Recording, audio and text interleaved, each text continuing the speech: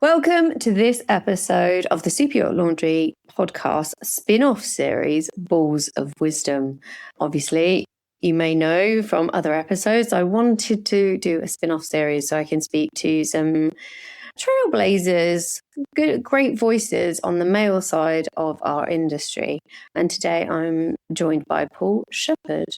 Hi, Paul. How are you today? Hi. Yeah, good, thank you. Good. Looking forward to having a chat, and I'm glad that I've made it into the Balls of Wisdom category. That's flattering. Well, it's one of those things where you're thinking of a name, and I'm just like, well, I'm Pearls of Wisdom. What would, and also sometimes, obviously listening to other podcasts, take it all too seriously. Oh, I like it. It's cheeky. It's fun. I fully support. I love it. It's kind of, I want normal conversations because there's loads of people that are a lot more better at the technical, professionalism, all of that kind of stuff. So I thought the title kind of explains that it's a bit of fun, a bit of fun, but with a bit of learning, bouncing ideas. So yeah, Balls of Wisdom is what I came up with, and it's kind of stuck. So yeah, welcome to it. Thanks for wanting to. Just to obviously let the listeners know, I didn't know Paul existed as an individual until I went to the Super Yacht Forum last year in November. And it was just so nice to hear you speak. I think it's one of those things where, no offense to everybody else who speaks, but the conversations on a lot of things, especially with safety, has been a bit stunted for a while. And you were up on stage and you really blew me away. Not only were you talking about CHIRP and the amazing things you do there, but you had the confidence to kind of talk about outside the box and thinking and stuff like that. So, yeah. And then after that, I stalked you a little bit. And then I asked you to be on the podcast. And then apparently you've known my family for ages. Anyway. Well, this is the most concerning thing, because clearly as a family, you don't communicate at all. Because I've had lunch with your husband, I don't know, half a dozen times or so. And I've known your son for God knows how long. We did his prep with my company for his oral exam. Stepson. I'm not old enough to try communicating, stepson. I apologize. So there you go. Yeah, so it was just really weird when we spoke the other day. I'm just like, oh, okay, then. We do, well, yeah. We do talk as a family, but we don't talk about generally the same stuff at the same time. You don't talk about me, which is disappointing. Oh, no. Well, there's so much to talk about. I was just saying how Scandinavian you look.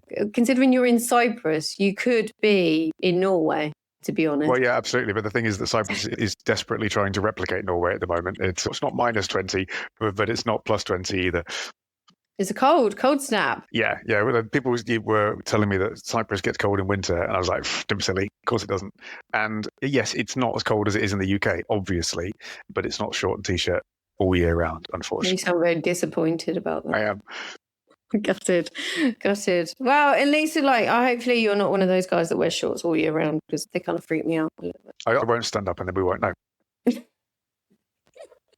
True. That's very true. I dropped my kid off at school the other day, and there was a dad there, and he was wearing shorts, middle of summer, Parma. He's wearing like boating shoes, little ankle socks, and short shorts. I'm like, what? It's January. It's freezing. He's like, oh, I just never wear trousers. I'm like, I get that, but you look so weird. I'm literally sat there with a beanie on. All these mums have got these massive coats on because it's Baltic, and he's just standing there in a gilet and a pair of shorts. I'm like, everyone gets their own choices, I guess. For sure. But we've gone off on a tangent anyway. Sorry, that's my fault. Right. Okay. Enough about appearances. You ended up you're the one that pioneered CHIRP coming into the yachting industry. Would you say that's correct? Yeah, so I can't take credit for CHIRP in general. So CHIRP, the kind of safety incident reporting, sharing, learning kind of platform, has been around for 40 years in aviation. And 43 years now, and 23 years or so in maritime more broadly. But yes, it is kind of my fault that I was the one who said there needs to be a super yacht version of this. And Adam Parnell, who is the director and my boss within it, he basically said, go on then. And I didn't step back fast enough. So there you go. So yes, I can be to blame. I can be blamed fairly for CHIRP's entry into yachting, for sure. Well, it's not blame, but you obviously saw that there was an incredible need. Is that because you heard too many dodgy stories and like, is there any way to kind of, record it? Then maybe. Well, I mean, I've always CHIRP has since when I was a cadet in Warsash College back in, I don't know, the 1940s. Pick up the little printed leaflets and everything and have a read and go, this is a cool idea. And I'd always enjoy that, and I always learned from it. Wasn't really involved ever. And I think so. I've got a mixed background. Commercial, mostly commercial, a little bit of super yacht. And then I came ashore and I started doing a lot of teaching, doing the oral exam prep with one of my companies. And I was also teaching at Warsash, doing some of the yacht modules there as well. And I was just talking to more and more. My circle involved more and more yacht people. And whenever you get yacht people in a room together, they start talking. And a lot of things they start talking about, particularly if you've got somebody who's kind of, in an educational thing or safety kind of conversations or whatever in these courses, a lot of the time, then all these stories come out. And that's great because, the people in the room benefit from hearing those stories and that happened to me and now that happened to me or whatever, what do you do about it? But it doesn't benefit the wider industry. Well, if it's gossip in the end of the day, like that, it is. It's not recorded. Exactly. It's still sharing. I mean, it's still sharing and learning in that sense, but it's not doing it in a way that has as much reach as it could do, nor is it in a way that is as formalized and has those layers of confidentiality which reassure people to make it broader. And I think, effectively, if I remember correctly, I was at an event where I bumped into Adam, the director of CHIRP Maritime. And I think the two things just kind of happened, to be honest with you, where I just kind of went, right, you need a super yacht version. And then that was kind of that. And he was like, one of those chance meetings. Sometimes these things happen. But I really can't take credit for maybe I could take credit for the initial idea of it. But really, there's a big group of 24 or so amazing people in the Super Yacht Advisory Board who are current crew or currently involved in yacht management ashore, who are the ones who review what we're sent in with me. And then kind of, when you read the reports, you'll see there's what was being submitted, then there's like the CHIRP comment on it. So, those people are absolutely critical to making this happen. And then there's a whole broader network of partners from yacht management companies that think this is an important thing and want to support it, to media partners like yourselves, to everybody and anybody else who decides to print the thing out or share it on social media or talk to their crew about it or whatever it is. So, the success of it is by no means down to me. When you were first kind of, obviously, you're talking to CHIRP and they're going to introduce it into the yachty world, did it surprise you how welcomed it was? Or were you expecting that, it was a dire need? Or how did it go in the beginning? It's a very interesting question, because I think if you'd said to people, we want to do this, as in future tense, they'd have gone, can't happen. Yachting's too secretive. Yachting's too confidential. We can't do like the discretion and all that kind of stuff. And so I think that would have been the conversation, and the conversation would have ended, and that was it. But the whole project was never driven by your management types, right? The project was driven by individual crew members who are demonstrating that this is worth it and they want to share stuff. So I think you're starting at the right end of the pipeline, if you will, with it. But then actually, because it wasn't an idea, because it already existed, and because, to be honest with you, a lot of the first reports that we had came out of when I was teaching the Seamanship and Met module for Master 3000 at Warsash. And I would, force is a strong word, but let's just go with force the students in my class to write me a little report that I could submit to CHIRP. And that basically was the starting point for all of these, the pipeline of reports going through. So I think what happened then is when CHIRP Super Yacht kind of launched, in inverted commas, it didn't launch as an idea that anybody could say no to, or it already existed. CHIRP's been around for 40 years. The CHIRP Super Yacht bit already existed and had a pipeline of reports ready to go. And so then at that point, then I was very surprised by how incredibly supportive people were, honestly. And there's probably the people who aren't supportive are probably not going to be the ones to come up to you and go, that's a terrible idea, bugger off, are they? Then that's not really how it goes normally. But the number of people who come up to you and go, this is an amazing idea and we want to support it in whatever way, has been incredible. And you think back to Mets, right? So, or TSF, I guess. I went there 3 years ago and CHIRP was launched, and we basically were stuffed in the smallest room down a corridor, down 17 different turns or whatever, and I think 30 people came to that, of which, kind of a significant proportion were either people who were involved or my mates or people I'd collared on the way along. There might have been like 5 people who actually went because they were interested. And this time round, a few years later, the one that you attended, CHIRP, me, but as CHIRP Super Yacht, were invited to be on 3 separate panels in the space of 2 days. And there were 100 plus crowds in each one. And the brainstorm that we ran as part of the Super Yacht Alliance think tank bit that the CHIRP's been asked to run within the Super Yacht Alliance, that had a capacity limit on it. And we had to turn people away at the door, 120 people or so coming in to take part of that. So that has been overwhelming, the level of support, for sure. No, I think it's one of those, thinking about it, it helps if it is already established. I do think the yachting industry does look at its maritime brothers and sisters, knowing that they have a lot more. They have a lot more regulation. They have a lot more stuff to adhere to than the Wild West, which is the yachting industry. And if they're already doing it, then 100% they want to have. Do you know what I mean? There's that probably that feeling that we are official, we are an industry. Of course, we should credibility. Yes. Yeah. And I think the yachting industry has professionalized so incredibly quickly over the last 10, 15 years. And when I speak to people who have been around in it for longer than I have, you say hours of rest, I think, is a really good example. And hours of rest is not something that we've fixed by any means. It's something that is a live problem which people are struggling with day to day.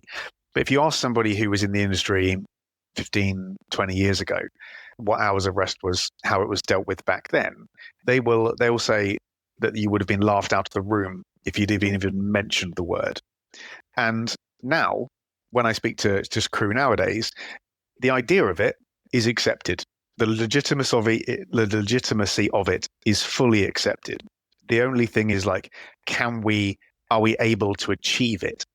And you think about it, it's a much, much bigger change to go, the cultural change from we don't care to we care is a lot bigger than from we care to we actually manage to do it. And that, I think, just shows how much the industry's changed. It's changing at a rapid rate of knots, and you would probably say that from your first time at the forum to now, even in that space of time, I feel like things of, 5 years of doing pearls, it's rapid and it's fast. And I think, maybe it's the introduction of technology and different things like that. The conversation about all sorts of things, not just hours of rest, it has sped up, and the professionalism that they're looking at and trying to implement. I mean, I don't see it slowing down, but with this speed of, everybody recognizing that the industry should be professionalized and also wanting to professionalize so we don't become a laughing stock, because, I don't know, you wouldn't have been in one of the seminars that I was in at the forum, individuals and companies from the luxury brand realizing that they are, putting all of this effort with the owners and putting all of this luxury stuff. And then we're putting individuals to look after the stuff that perhaps don't have the right amount of training and they're not being looked after. We're kind of getting a bit of a weird face, you're doing what kind of thing. And I use obviously becoming from the female side of things, I can, a girl can be working in the pub around the corner, and in 24 hours, she could be serving a drink to a high net worth person with, really only very basic qualifications, nothing to do with high end service, which kind of blows your mind a little bit, because you can't go to the Savoy and then just in 24 hours go from the Crown pub to the Savoy and start serving these people. It's just it's a bit crazy. There's that anomaly. The hours of resting, I think, is really interesting, because, like you said, you've moved on from it's a joke to even, or maybe you're even weak, a bit of if you can't handle the job. Yeah, they're kind of slightly masochistic tendencies that some yacht crew have. Yeah. If they're not working 28 hours a day, they're not doing it properly. If you're not tough. But I think also that's also there's lots of sticking points at the moment in the industry is the hours of rest that they're trying to implement won't work because there's not enough people on board to really make them work. I think there's like a bit of a clash at the moment. I think it depends on size a lot of the time, really. And I think it depends on, if it's not size, it depends on operation. Hours of rest related problems, in my experience, from what I hear, although you have more experience on the interior department conversations. But typically, if you're talking, 40, 50 meter down, then you're likely to have some really serious hours of rest issues because there aren't enough people. But I don't think when we have this conversation, I don't think it's right for us to start off with saying the hours of rest regs are wrong because we don't have enough people. The regs are correct. The problem is we don't have enough people. And so we need to get that right in terms of which way we're talking about it. And and then if you talk to most captains, I had a conversation the other day about MLC, Maritime Labour Convention, which has requirements for crew cabins and space and all this kind of stuff.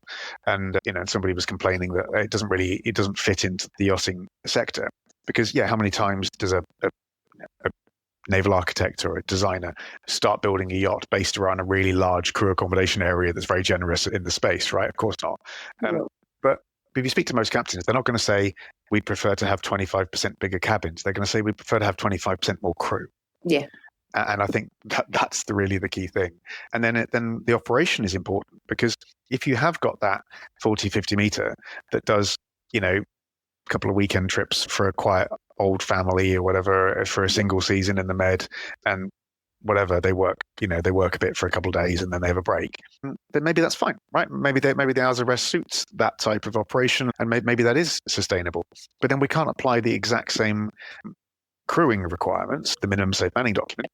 We can't apply the same crewing requirements to that vessel as we can to one that is the same size, perhaps, but is doing, dual season, back-to-back charters, with no time off in between.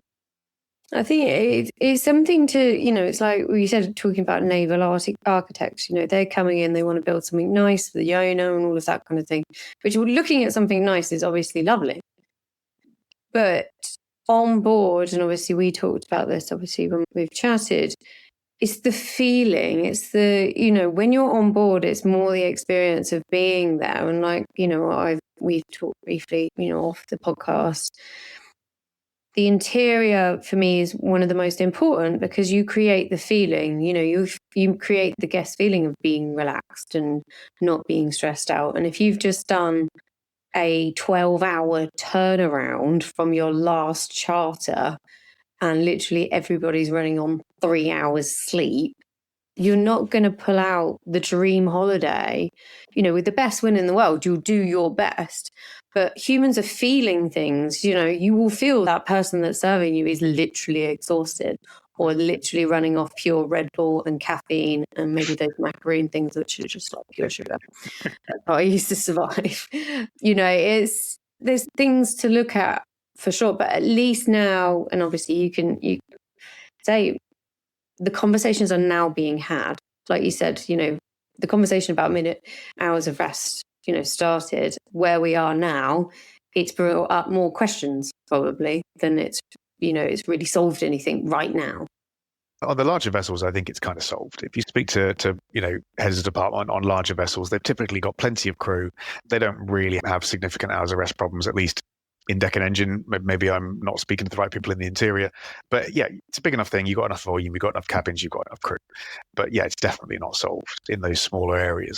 And I think to bring it back to the interior, I think we often just overlook the whole interior department, from service, housekeeping, galley, laundry, the whole lot.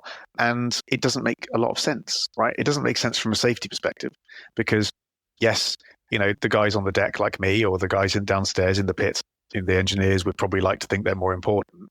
But we can have accidents just as successfully in a laundry or in a galley if we're exhausted as we can elsewhere on board. So, we need to take that into consideration.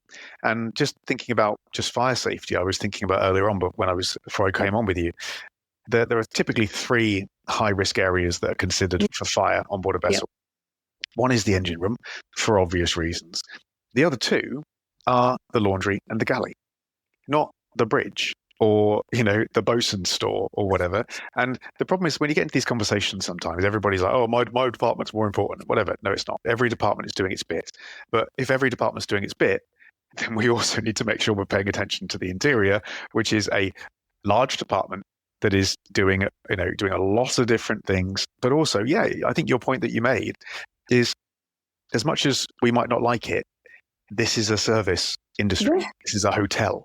It's a floating hotel. Exactly. There's nothing else. Exactly. And while it's incredibly important that the lights work and the toilets are flushing, obviously that's important. And while it's really important that it doesn't run aground and sink, obviously that's also important. But in terms of owner experience, if the interior isn't operating at 100%, then the guest experience is not going to be operating at 100%. Absolutely. No, it literally baffles me. I can take my mind back to, I was having real problems with one of my chief stews. Like, she was exhausted. Do you know what I mean? And we ended up having this massive row in the pantry, like huge. I was like, what are you doing? Like, anyway. The kind of row that is after kind of like a couple of days of no sleep and too much Red Bull, right? that kind of row. Yeah. Basically raging that, having to pick up slack and all of that kind of stuff. A guest came in and told us to be quiet because they could hear us. Do you know what I mean? So, the interior, one of the reasons why I wanted to talk to you and get you on the podcast, because one of my takeaways from the forum, and you specifically, talking about minimum manning, this level that apparently boats have to function at, because I think that is possibly going to be the root of all change and maybe all evil in some respects. Like, so for prime example, you're talking about a fire hazard on board. I've worked on a boat where the designer said that there didn't need to be, when they designed the laundry, I needed to be able to access to remove the lint from the tumble dryer, because obviously that's a big fire hazard. Which is the primary fire risk of that's the gross about it. I was told that the tumble dryer was self-cleaning. And no offense, but it was a very timber kind of interior. I'm like, well, that's not good. And that's right next to the crew area as well. So, these things, we think, and that was, okay, that was a few years ago now, probably over, coming up to a decade ago. But that still shouldn't have, considering how many articles, how many fires would have happened up until that point, that still shouldn't even be a thing that's argued in the design concepts of a laundry. I mean, would it be interesting to mention a couple of the interior related reports that we have had? Go for it. Yeah, so there's a couple that the thing about the GOSses, and I don't know if you want to actually at some point describe what CHIRP is to your listeners, because we are kind of assuming a little bit there. But then we have this basically confidential reporting platform. Reporting sounds a bit pointed. We can think of it as just sharing. This happened to me. I prefer it doesn't happen to you, effectively. And it's incredibly confidential, to the point where I'm chair of what's called the Super Yacht Advisory Board, that group in the middle, and the Secretariat won't tell us like the name or the name of the vessel or the location of where these reports came from. So, and if they won't tell us anything about it, it's nuts, right? It's that level of confidentiality. But it's just, this happened to me, I don't want to happen to you, and we can all benefit from that, right? Whether we're the one sharing it or the one reading it or listening to the podcast, and I can tell you about it. So there's a couple that spring to mind. One, which was a bit of a surprise, is there's the oily rags in the engine room thing that has been a kind of a source of potential fire hazards, kind of, for God knows how long. But I'd never, ever heard of it happen in the laundry. So you had some rags from the galley that had a lot of olive oil on them, and they'd been in the wash and in the dryer or something. And then, they came out hot, but they must have been really soaked in olive oil because they weren't fully clean. So now we've got pile of hot rags still with lots of oil in them, and the stew left the laundry to go and do something, have a coffee break or whatever, went back in, and the laundry was full of smoke. Luckily, it hadn't actually kind of gone off at that point. It was just smoking, but that was just olive oil. Right? It's mad. There's another one where the steam pipe on an iron that had kind of obviously pretty industrial kind of laundry equipment here, and it was not being very well maintained. It was perished, and it popped one day, and luckily nobody got scolded. They managed to get away from it and shut it down quickly, but that was a case of poor maintenance. Like there was 2 irons or whatever they were both perished, and they just needed to be taken care of and treated as a safety issue, right? Can we come back to what we were talking about earlier on? And we're not wanting to replace this in the interior because everything in the interior just needs to be pretty. We're wanting to do it because it's a steam iron and that's a steam pipe, and I don't want to get, half my arm scalded off. And other ones, just a galley one where we had a knob for turning on the galley plates, which kind of protruded a bit from the edge of the kind of housing or whatever it was in, and it just kept getting knocked on. And they kind of knew about it. It kind of happened every so often because you're going to walk past it, whatever, and you're just going to knock it a bit. But this time it got knocked on when there was something on top of it, like a box of stores or something. I can't remember the details exactly. And then the chef left to go and do something, came back in, fire. And luckily that was because it was under the galley hood. It was suppressed by the fixed system. But, quick 3 off the top of my head without having prepared for this podcast particularly well at all, that just show that, accidents happen there. But the thing that I think we can talk about, and I'd like to get some, input from your listeners potentially, is we get those reports typically from the deck department.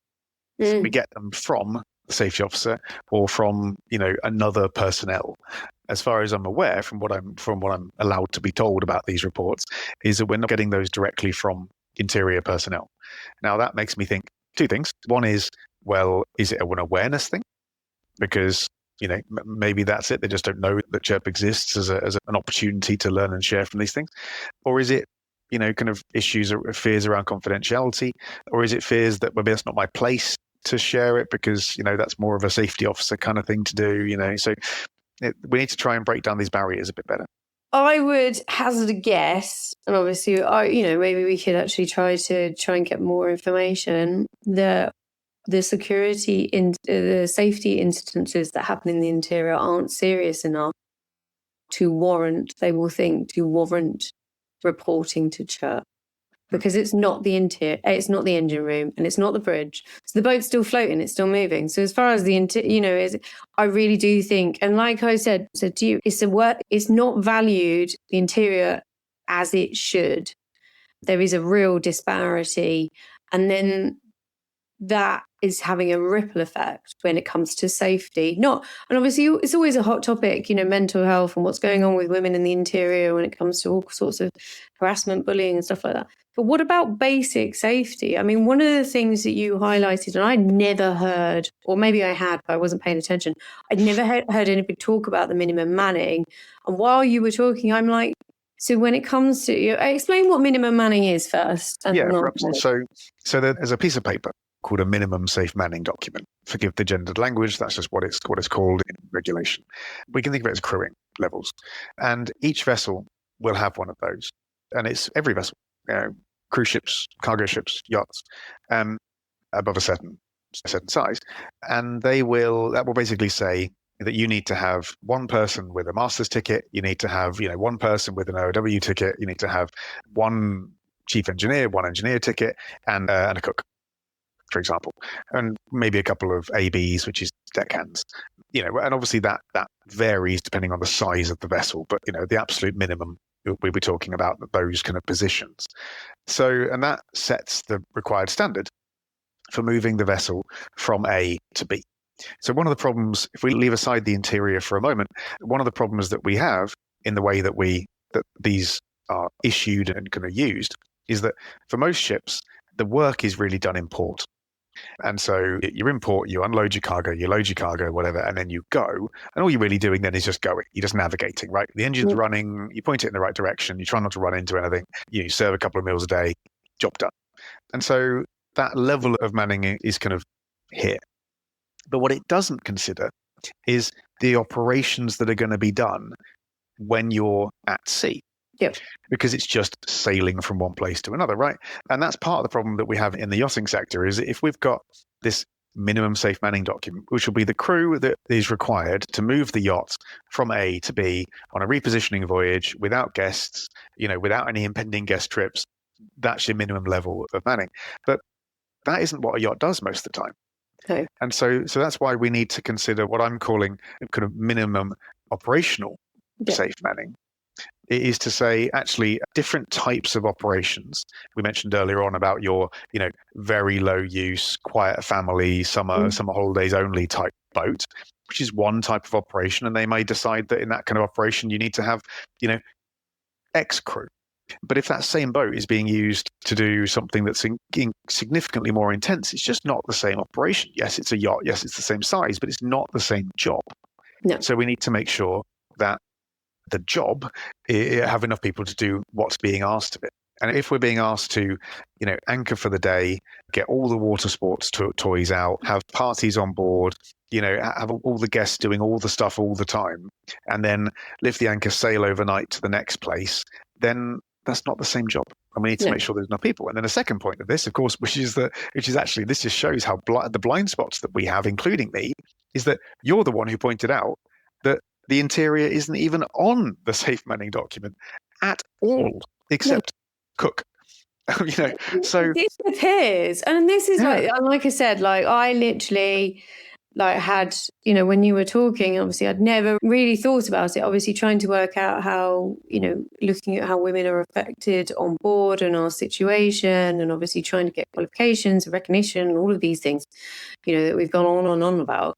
But in the very basic, this functionality of the boat and a team of maybe 6 women just becomes, and men, but women just becomes completely invisible. They're not even recognized as being present. Yeah, let and that's why I alone thought functional. You really have made me think about it, honestly, because how you is just that think safe? No, but in all honesty, how can them being invisible actually make them safe? No, and that's exactly it. And I think that really is the point that you've made. I'm not from an interior background, and you've really made me reflect on, and maybe some people listening to this might reflect on it as well, is that if you have an entire department, which minus one cook is completely invisible as far as the regulations are concerned in terms of the crewing of the vessel, then what does that mean for the way that the rest of everything perceives those people? And, there are no. Now, of course, we have the guest program with all of their various, interior related qualifications. Huge respect to the guys who have put all that together. But within our kind of STCW, the international standards for training, certification, and watchkeeping, they don't exist. No. And they're apart from basic safety training. That's it, which doesn't really make any sense, does it? Well, not considering where you flip it all the way around, and obviously I mentioned it briefly earlier. 70% of guest engagement is with the invisible team. Do you know what I mean? Everything that you're building up for, and this whole purpose of this boat is, the reason why it exists. The team that are going to be dealing with that experience and that owner doesn't exist. I'm like, it just blows my mind. But I think there's more to it than that. If you start to think about it from, safety training, when I go on board and I do, as well as all the oral exam preparation, which my company does, which is sure, I also go on board yachts and I do various bits of training or, whatever I'm asked to do, to be honest with you. And a lot of the time I'll go and say to the purser or the chief stew, do you guys want to do some training? And I get 2 responses. One is surprised that they were even asked, is the first one, because, but you're here for the deck crew, aren't you? And maybe the engineers or whatever. It's like, no, we can all do something. The first one is surprise. And the second one is, yeah, absolutely, we'd love to. And the level of enthusiasm that I'm received with when I say, would you guys like to talk about fire extinguishers for half an hour? And like, most people would probably roll their eyes at the idea of being lectured about fire extinguishers. These mostly young women are absolutely enthusiastic as anything about it. And they're just as capable of holding a fire extinguisher and putting out a fire as anybody else is. But they're just why are they never the focus of this kind of training? I would argue, obviously I know engineers, they've got their thing and everything else, but we deal with more chemicals than a lot of people on the boat. We have all of our cleaning products. Obviously, we're dealing with machines that can literally set the whole thing ablaze, and obviously, again, interacting with the galley, which is also a very volatile onboard area. it's, from a safety, it's just a massive missed opportunity. Obviously we had sinking not so long ago, and obviously I was reading about the situation, how fast the boat sank and everything else. I'm like, if you think about, safety procedures, they'll send it like a deckhand or, something, they'll end up sending somebody who doesn't know the interior inside and out. We literally clean it with a toothpick and a cotton bud. There's not an inch of the interior that we don't know that piece of furniture moves or that door opens that way, or all of these things. From a guest point of view, not to really utilize these individuals on the interior to ensure that if there's any problems, all of the guests can be evacuated. Again, an insanely missed opportunity. Now, I know that obviously in a lot of safety protocols, it is down to the chief stew or whatever to get it, but I still don't feel like it's utilized the way, potentially that it could. But it all feeds back to, if you don't exist. Do you know what I mean? When you're looking at other other departments where, obviously in minimum manning, they need to understand that it takes 3 deckhands to do that if you wanted to get underway, and this, that, and the other. If they're struggling, at least they're there. At least somebody's considering that they exist. Yeah, no, absolutely. And the other thing is that most of the vessel's volume is guest space, right? Yeah. It's not going to be mostly crew cabins, is it, or mostly engine room? I'm sure the engineers would like that, but unfortunately not. And so then if we just think about it from a purely like a safety perspective, we've talked about the fact that out of the 3 spaces that we've got, 2 of them are in the interior, but also the larger proportion of the vessel's space is interior space, is guest space. So if we're not making sure that the people who inhabit that space on a day-to-day basis are as trained as we possibly can make them in initial fire detection or initial fire suppression or extinction, then, because most fires start out this big, for every single fire on the planet has ever started out that big, and if they can be tackled when they're that big, then vessel saved, everyone goes home for tier medals. If we wait 20 minutes, we've lost the vessel. And if we're not making sure that every single stew is able to detect that something's gone on and put it out. I was once wandering around a yacht, and there was some candles that had been left out, and that they were sort of dripping, well, not dripping wax, but whatever. They could have set fire to the little bit of paper napkin that was something that was underneath it. And I was there when it happened, and I put it out with a glass of water, and great, perfect, tier medals, everybody's happy. But if I hadn't been there, or that had somebody didn't know what to do about it, then we'd end up with a huge fire. And it's a big problem. There's loads of, like you said, there's loads of things. I mean, and look at that poor situation that's happened just recently in that bar. Those stupid Roman candle things, that I really don't understand it. I have been in places where they've all come out with those Roman candles. Yay, someone's bought a magnum of champagne. I don't get it. But anyway, they have them on board. They have these, high, it's like a firework, and we're going to have it on the aft deck. Or we might even serve it in the interior at the table. Do you know what I mean? These are new things that we're unfortunately through tragedy are realizing. Yeah. But again, should they be on board? What's the ceiling like in the interior? To be honest with you, I think the short answer is no. But actually then, if you can allow me to be really boring for a minute and talk about risk assessment, ready? Sigh, groan. Is that risk assessment is, you say the word risk assessment to somebody, and they'll typically a junior crew member. They'll typically, firstly, they'll roll their eyes at you, but secondly, they'll think that it's something that somebody else does, right? They'll think it's something that maybe it's the chief stew's job, but probably not. It's probably something that the safety officer does, or maybe somebody ashore, or maybe the captain, or whatever. It's definitely not something that they do.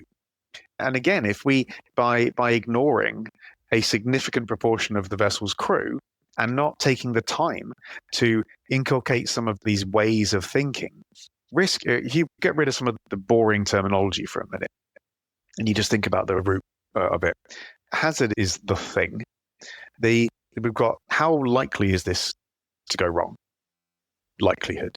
How bad would it be if it went wrong? Severity. And the combination of those two is risk. And if we have more people and especially an entire department that are now thinking, what could go wrong and how bad would it be if it did, and how likely is it to happen? And therefore maybe we should have a chat about that, because I'm not sure that's a very good idea. And it could be 1,000 different things, from use of chemicals, from, sparklers in the, Roman candles in the interior, through to 1,000 other jobs. But if we actually try to embed that thinking, then we're going to have a lot safer vessel. For sure. I think one of the things I will point out, and I'm not trying to, the women on the women are more cautious than men genetically. When you go to a beach, there's a boy and a girl, there's something that's just come up on the shore, it looks gross. A boy will get a stick and poke it. A girl will be like, what is that? Let's maybe just see whether it moves, kind of thing. I do think the reason why there's not more accidents on the interior is because women are very conscious, and they are very forward thinking when it comes to risks as well, which I think is good credit to us as a species. A species. Why these things aren't just floating torches across the world is because women are quite we're quite intelligent people. We do know where risk is. But what I think should happen is we're not really getting great value by not even recognizing that they should even do it. Do you know what I mean? You will get women, and then you combine that with, what we've talked about, hours of rest. You get a whole bunch of women that are absolutely exhausted. Is there a chance they could miss something? Is there, they're not observant? Of course, but they don't exist anyway. So who's worried? Exactly. But I think you make a reasonable point, to be honest with you. If I was on the Balls of Steel Deck podcast, I probably wouldn't be have the space to agree with you. But honestly, the one thing that the interior is... for sure, it's not bad, is it? No, I prefer notable balls, or whatever it was that you're calling this one. I can't remember. But there is a problem in the deck department, that's for sure, that you have a bunch of testosterone-addled, 20-year-olds running around, like, how amazing is all of this fun stuff we get to do? And that's a problem, for sure, because, you end up with these people, if I can say it, thinking with an appendage that perhaps isn't the right one that we should be thinking about, and not wearing a life jacket because, it's not a bro thing to do, and all this. And it's just like, just grow up, fine. Like, like, we need to employ a bunch of geriatrics, I think, and just, to end up with a nice safe space where we're not doing those types of sillinesses. Or we could let a bunch of women do it, because, actually just a bit more sensible and not trying to compete with each other the entire time as to what level of stupidity we still can come up with next. We still compete, but in a different way. Not do the most stupid thing you possibly can. No, genuinely. That's the difference. But I mean, I think the fact this is a women-focused podcast, but Yandri, love it, awesome. It's great to make that space for it. But I think it might just be better if we just try to avoid thinking about this in gendered terms. Because I was thinking about what you said the other day with who's in the fire team, right? Yeah. Now, who's in the fire team? Deck crew.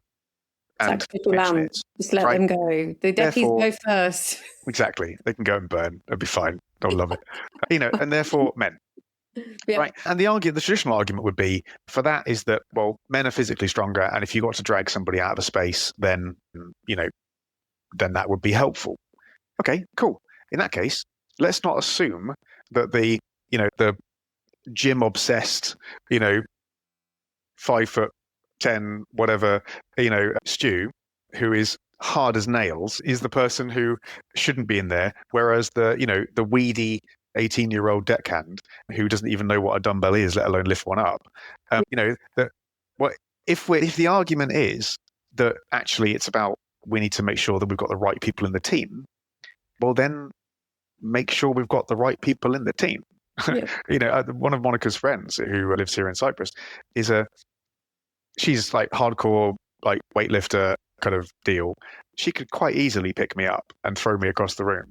And so if there's a fire team choice between me and her, provided that we've been given the equal training and everything else, then she's actually a much better choice if you want to get carried out of a space than me. But we just always work on the assumption that it's got to be the deck. So we've got all these people. Let's make best use of all of them, not just ignore a whole department. Well, no, but it's also the thing, if there's a fire in the engine room, the engineer's going to want to go in there. If there's a fire in the interior, an interior person will be able to locate it and put it out. Let's work on the premise that it's not a body we want to drag. It's we want to put the fire out sending an engineer into the interior or a deckhand, because we don't let deckhands into the interior generally, is a futile exercise because they won't know that, right? Exactly. But also behind that panel is a hidden cupboard with a whole bunch of chemicals in it. Deckhand won't know that. Do you know what I mean? Yeah. So No, you're again, absolutely right. It's not just a physical thing. You're absolutely right. It's also. I guess I was thinking in a generic fire in a generic space. In which case, let's choose the right person. But yeah, you're absolutely right. It doesn't make sense when you do a fire entry into the engine room in a fire. You make sure there's an engineer in the team. You have the second engineer in charge of that fire party. When we have a fire in the interior, we send the deck crew in. Yeah, we don't let them in. Obviously. They're never allowed in. They have to ask permission to be allowed in the interior. That's how often they get to go inside. So no, I just think, like you said, the reason why we've, hours of rest is where it is because the conversation was started. I think now but it's snowballed a little bit because it now needs and has drawn attention to other areas.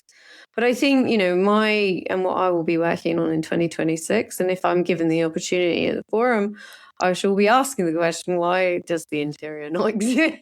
Because it's an incredibly missed opportunity for a number of reasons, but you could start with safety and then emanate outwards, But I think with what you're doing with CHIRP is the industry is really it's slow and it's methodical and everything else, but you need to report, you need data to go, hi guys, kind of getting loads of incidences through with these things. So perhaps we need to look at it, talk about it a bit more.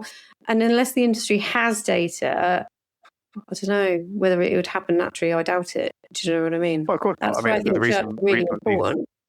Thank you. The reason these things exist is because they haven't been dealt with, right? They haven't been tackled, so they're not just going to magically disappear of their own accord. But CHIRP does two things. I think it's worth kind of highlighting. There's the kind of, should we say, more historical bit of it, which is that something happened to me, let's say something in the laundry caught fire or whatever, with the oily rags you mentioned earlier on. And that could have happened to the person who reported it yesterday or 10 years ago. And it's fine. It doesn't matter when it happened, but there's a lesson that can be learned there. And if we want, as an industry, to grow, and as an individual, we want the industry to improve, and we want to stop other people from getting hurt, we can say, I'd like to share that to help everybody else. But the other thing that CHIRP does is kind of jumping in there in the moment to actually deal with problems. So you are aware of ICE1, which does incredible work around the sort of crew welfare kind of area. CHIRP is more on the safety side of it, but there's obviously an overlap in the middle of those two. And when we get talking to, talk about that kind of immediate bit, it breaks my heart to say it, but CHIRP has had phone calls or, contact from people who are, and I'm going to assume it was a woman, but actually I don't know the gender of the reporter, so I can't be certain, but let's just assume, who was currently hiding in her cabin from the captain, having been terrorized and chased around this vessel for months of the captain trying to place themselves in a position where they can have personal conversations and just being a bit of a creep, to be honest. And this person was at the absolute end of their tether, didn't know what to do, was just desperate for some help, some support. And they called CHIRP. And so one of the two guys who are in the secretariat that I mentioned, Adam, his right-hand chap called Dave, who was also part of an organization called Befriend Us Worldwide. So they offer a lot more of that kind of support to people. He was able to step in to offer some signposting and some guidance to that crew member. And luckily they, left the vessel without harm being done to them, which is, it's a positive outcome, right? Now, of course, you could say, well, why are they the one leaving the vessel? And I would absolutely agree with you. What's a big conversation? That may be a conversation for podcast number 2, Paul's Steel Edition. And so, but the other part of it is in that immediate part is we get, and this is a deck example, but I think we can apply some other, can imagine other examples to it, is we get photos, for example, of people working aloft doing stupid stuff relatively frequently. And so, work aloft, going up on the top of the superstructure, cleaning the mast, cleaning the sat domes, whatever it's going to be. And we've got crew up there who are standing on a wet, slippery, sloping, shiny surface with nothing below them except either a bit of yacht poking out because of a shell door open, or the key, or water, which turns into solid when you drop 10 meters, 20 meters down onto it. And no securing, no safety harness, no nothing, nobody watching them. It is simply luck that we don't have more fatalities from work aloft within the yachting sector. And we'll get sent a photo of somebody doing that. Maybe it's from a crew member on another boat. And they, maybe they don't feel confident enough to go round to the boat and say, "Oi, chaps, do better." But they will, sometimes just do a quick report in the moment to us. And the secretariat will literally get on the phone to the flag state of the yacht and send them the photo and say, "What on earth is going on aboard your vessel right now? Fix it." Do your job. And obviously they'll say it slightly more politely than that, but you get the idea. And the flag state will, and to be fair, for the most part, the response from the flag states is absolutely fantastic, is "We will get on that right now, like that's not acceptable." And they will call either the management company or the vessel, and that gets fixed. It's resolved. And I don't know the identity of the person who sends that photo in. Maybe we assume it's the chief officer or a member of the deck crew on boat. Maybe it's not. But my point here in the interior context is maybe it's not. Like, it doesn't need to be. Maybe it's a stew who's out there taking a break on deck and sees this and goes, "That's not okay.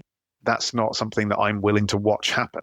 And I understand that CHIRP exists. I understand that it is, for what it's for. I understand, hopefully, from the great practice I see on my own vessel, that I know that this isn't okay because I can see how we do it on my vessel. And I'm going to take action. And I'm going to be the one who says something. And maybe there's 1,000 examples in the interior where we've got, you mentioned use of chemicals, right? Where we've got actually an example where we've got all these chemicals, we're being forced to use them, but we don't have any, the right equipment on board to do it safely.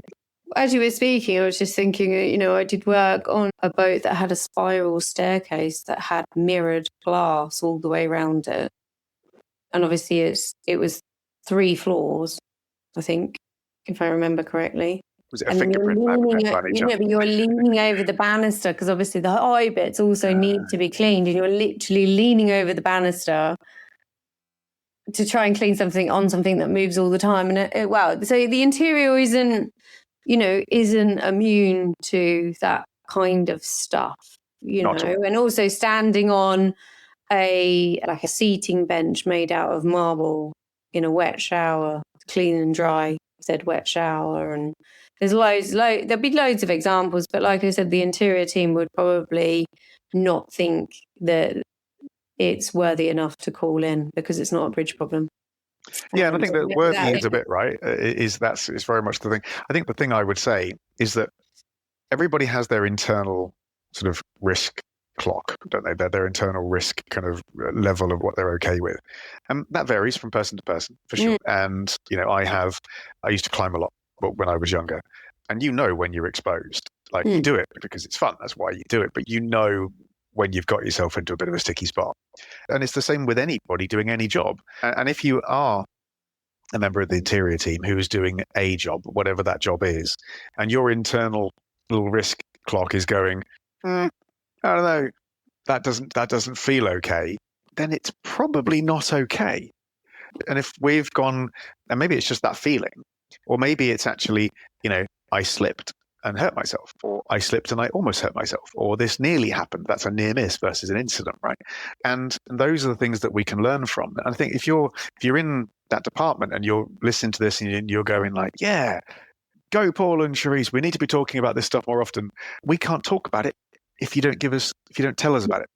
Right. So it's not like, oh, well, CHIRP only has deck and engine reports. Yeah, you're right. You're not sending them. Because nobody sends us anything from the interior unless it's a deck officer, safety officer, probably sending it because it was something that they heard about because it happened in the interior.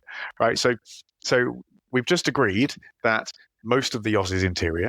We've just agreed we've got a whole department there that is widely ignored from any kind of safety and regulatory perspectives. And if you think that shouldn't be the case, and if you think there are issues in the interior that from a safety perspective that we need to be talking about, then talk about them. Yeah. I agree. I'm really looking forward to CHIRP's campaign, send out some posters that can be put in the interior, in the laundry room, to report stuff like that. Because like you said, it's just the fact that they won't think that it's, it warrants being recorded because it's just day to day. It's just the interior and all of that kind of stuff. So, Well, honestly, anything that people feel like they can share, it is beneficial. It's all hyper confidential, anonymized, like it cannot be tracked back to you in any possible way. And even if you think, oh, but that, maybe people would know that happened on our boat. There are lots of laundries on lots of yachts, and the same types of accidents happen in lots of laundries. So it's not going to be something that you're going to be able to be identified from, but it is something that your colleagues can learn from. And it's something that also is a broader look in terms of the statistics. We can start to say, well, this seems to be a problem. And then we can talk about it. The reason I can tell you that there are a lot of people right now, a lot of deck crew standing on a wet, slippery surface in the air, about to kill themselves, is because we get told about it all the time.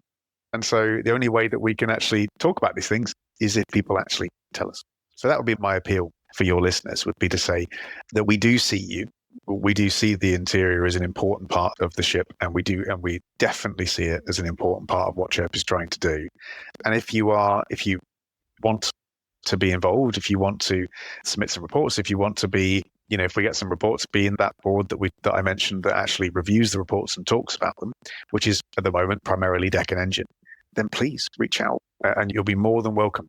But the absolute best thing that you can do with your team, if you're a senior member of the interior departments, would be to get the team together and take one of the reports that I mentioned about maybe the laundry, maybe the galley, maybe the steam iron I talked about, and sit down and talk about it with your team and say, could this happen on our boat?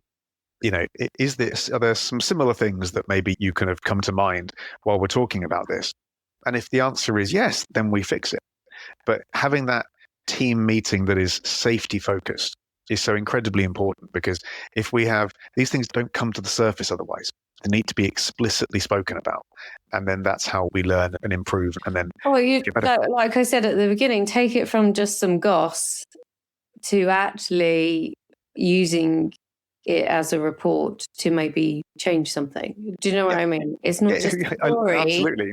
It's not just a story around, oh, that was a bit intense, to report it and then use it rather than just a very wild story around the crew mass table. Do you know what I mean? It has value as long as it's, put into the right hands. I think that's really my takeaway from this conversation. And I think that is a fantastic takeaway from this conversation, for sure. So I do like a bit of goss. The industry's got loads, but, how do you take something that in some respects, if it stays gossip, stays trivialized, and then push it into something that, let's record it. It was a near miss, or it actually resulted. That turns into data, which then turns into maybe a conversation that then turns into changing something. Okay. So, people are a bit safer. I feel like I reckon we can do another episode, but I'll save that for the next series. You get to ask me all the, you were surprisringly boring. I was expecting you to kind of ask me all the personal awkward questions about how I ended up in this position. All we did was talk about my jumper and then safety, which is something that's my comfortable space. I can laugh at my fashion sense and talk about safety. I've got that. So maybe we'll have to have another conversation another time. We can talk about how nerdy and boring you are later. One time. You are one of those people. My stepson is a bit the same. He loves a manual. And, and most normal people don't. Yeah, I must admit, I'm the one who I'm a closet hypocrite. I'm the guy who will tell everybody to definitely read the manual because obviously, and then break the thing because they didn't read the manual. But it's like work versus personal, right? One thing I always found difficult when I was the safety officer myself, second officer, was that as I mentioned, I used to climb a lot. And so my risk appetite is pretty high. I'm fine doing a lot of stupid stuff. But when you're not in a personal capacity ashore, when you're in a professional capacity on board, and your job is now to not do stupid stuff, and more importantly, in that role, to not be seen to do stupid stuff. Because if the safety officer is not prioritizing safety, is not prioritizing the toolbox talk, is not prioritizing the risk assessment, not prioritizing wearing all the correct PPE and stuff, then the whole thing falls apart really down quickly. And that was something I struggled with. Yeah. I do think we could, I'm sure we'll have a lot more to talk about. I think there's a lot more we could expand on, but I think this is enough for now. Sounds good to me. But Perfect. I would like to, we've started the conversation about the female place in its invisibility state. I quite like it that we're all invisible in some respects, but it's not really helping anything, I don't think. But I think there'll be more this year. I think it's going to be quite a busy year for all of us. So I would love to have you on again. Thank you so much for being one of the first individuals for the Balls of Wisdom series. Yeah, I love it. We're not going with Balls of Steel, then. We are going with Balls of Wisdom. No, you can do a spin-off for the deckies called Balls. They'll love that. They'll literally love that. Yeah, we're on deck. Exactly. And then it's a whole adult Balls of Steel. It's going to be great. Well, it just makes them sound really hard and really tough, and there's a whole podcast just talking about how stop doing stupid stuff. Yeah, maybe that's actually not a bad idea. Like, lure them in with an attractive title. We're all superheroes. No, this is why you need to do what you're told. That's actually genius. I'm gonna steal it. That's for sure. Oh, you can steal it all you want.